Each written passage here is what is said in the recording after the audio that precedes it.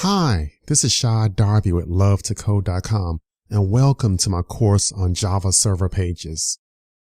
The main objective of this course is I want to show you how to build a JSP web application all from scratch. So here's the course roadmap. The first thing we're going to do is learn how to get started with JSP by setting up our development environment. Then we'll explore some JSP scripting elements. Next, we'll learn how to read HTML form data with JSP. And then I'll show you how to manage application state with cookies and sessions.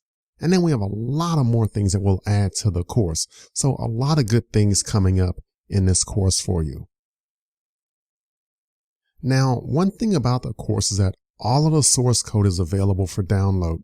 So you can download the source code at the beginning, and then you can follow along with the videos and review the source code. Or you can write it in all by yourself if you'd like. It's totally up to you. You have the option. Now, I'll present a lot of good information in the course. However, you still may have a question or need help. Well, no problem. Simply post a question in the Udemy classroom discussion, and I'll come through and answer it. I'm a very responsive instructor, so I normally respond within the next 24 hours. So feel free to post your questions to the Udemy discussion. Okay, great. A lot of good information coming up here for this course.